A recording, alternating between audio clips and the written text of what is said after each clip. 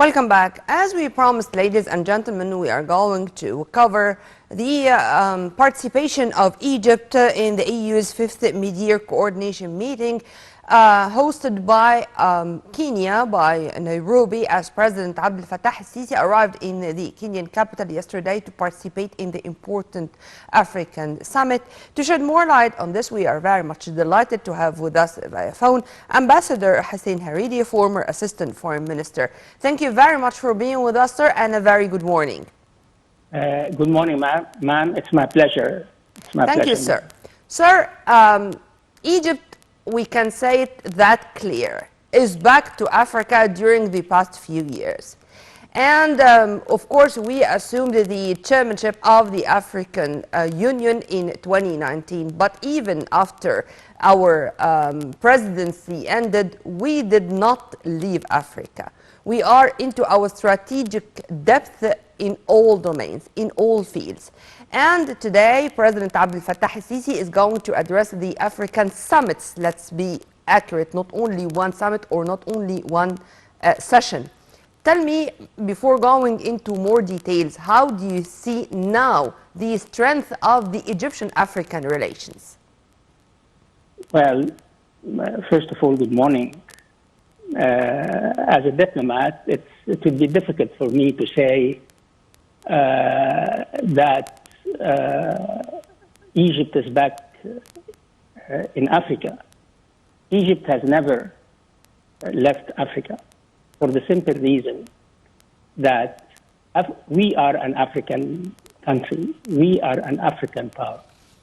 What I can say is that sometimes the priorities of Egyptian foreign policy shift to a certain geographic region, and in other times these priorities change due to changing circumstances, whether African circumstances or the international situation.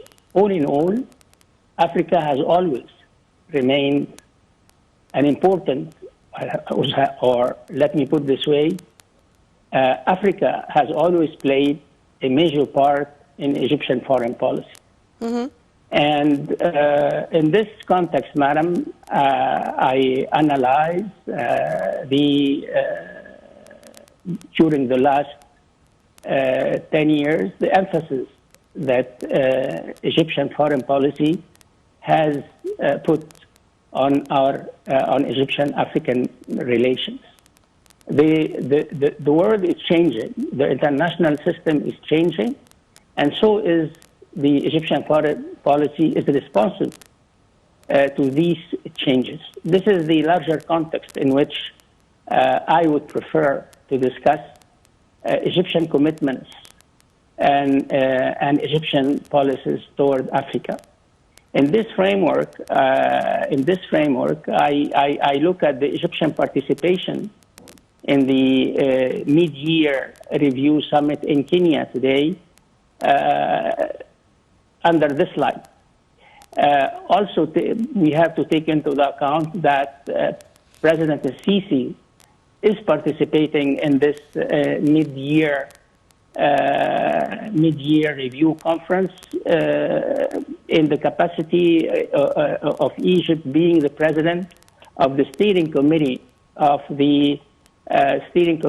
of the grouping of heads of state in Nepal, which is the African Development... New Partnership for Africa's Development Agency. Yes, ma'am. Yes. So Egypt is the president for the next 2 years of the steering committee. And the mid-review summit in Kenya will be the occasion for the Egyptian presidency to outline its priorities during the next 2 years. And speaking about the Egyptian priorities, I would expect that the Egyptian chairmanship of the steering committee would emphasize additional efforts, more efforts to mobilize more financial resources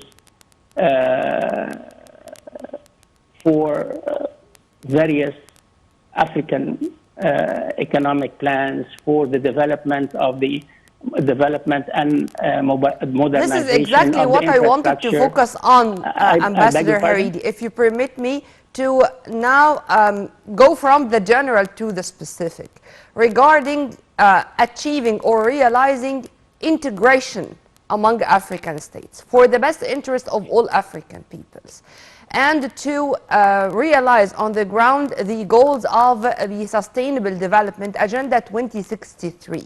How do you see focusing on this, and how do you see the implementation of this on the ground? What's our homework, what we should do as African states? Dear madam, let's not forget that this is a mid-year review conference. Yeah.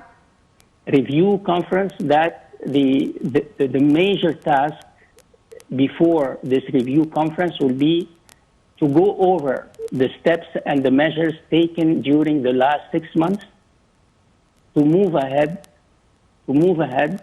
with various topics related to economic integration and the African Continental Free Trade Agreement. Yeah. So this is not a conference where there will be pledges. This is a conference to see where we have been 6 months ago and how to advance in the next 6 months. To evaluate the efforts exerted in the context yeah. of already approved plans. Okay, yes. That's the point that I would like to stress, madam, with you today. Sure. Yeah. Okay. So, and as I said earlier, this would be an opportunity for the Egyptian president to lay out the priorities of Egypt or the priorities of the Egyptian chairmanship of the steering committee of the heads of state of NEPAD in the next 2 years in some specific fields.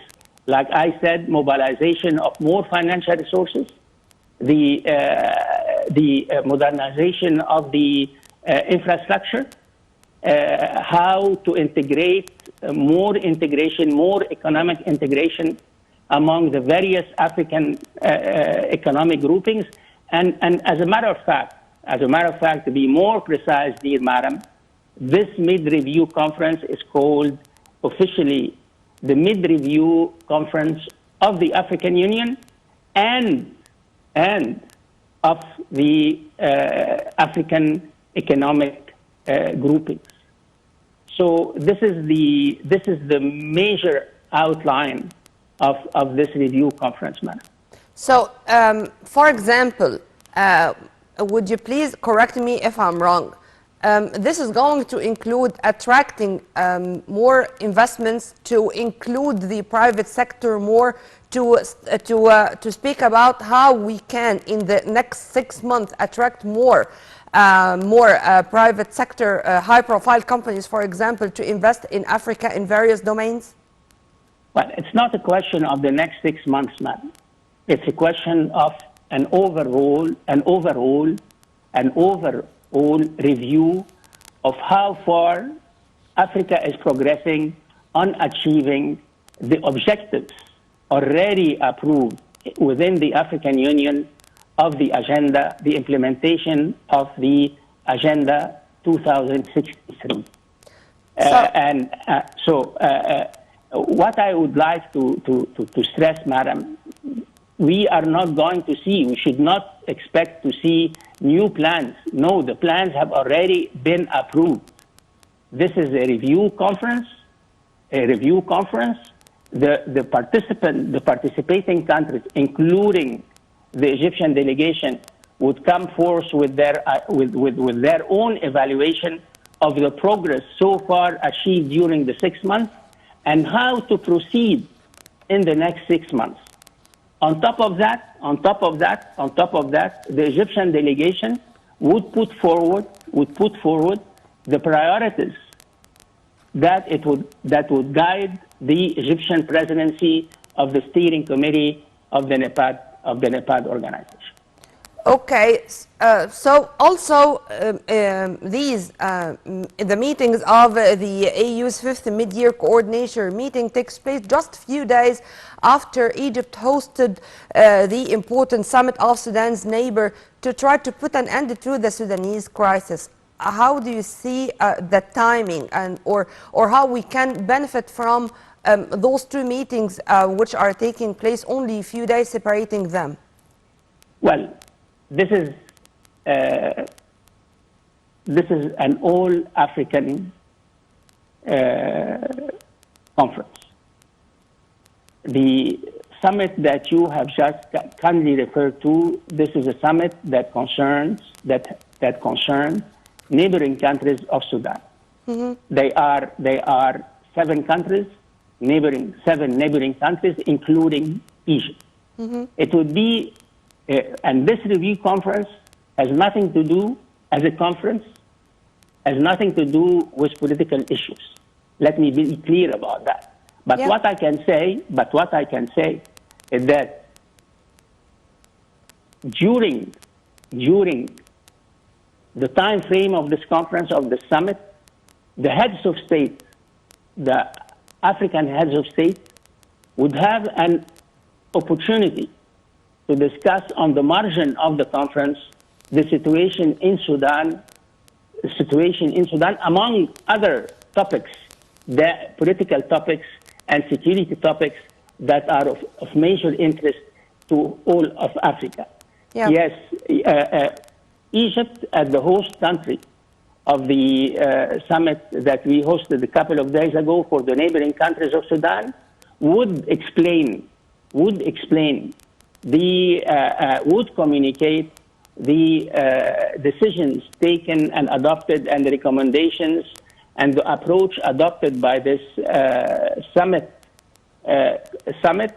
to other African heads of state who would be interested in discussing the issue with us. But having said that, of course, the meetings the summit being held in Nairobi, Kenya, I guess the Egyptian delegation would try to mediate between the Kenyan government and the Sudanese armed forces, because as you may know, Madam, after the IGAD meetings 1 week ago or less than 1 week ago, some misunderstandings arose between the Sudanese armed forces and Kenya, to the extent that the former party objected to the inclusion of Kenya in any conference regarding Sudan or any meeting regarding Sudan.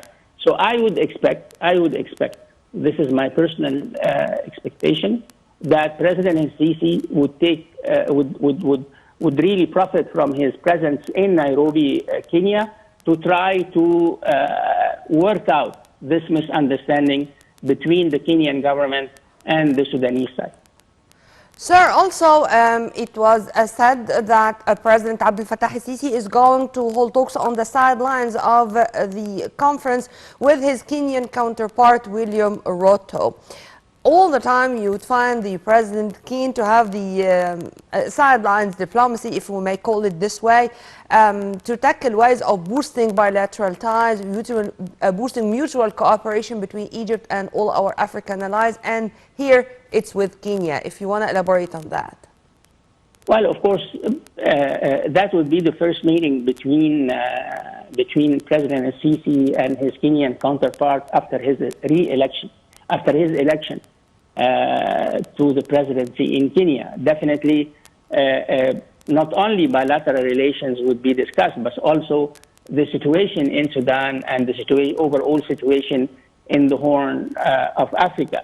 The meeting, I would like also to highlight the fact that the meetings that President Sisi would hold with African heads of state come after the agreement between Egypt and Ethiopia during the presence of the Ethiopian Prime Minister in Cairo to participate in the summit of the neighboring countries of Sudan.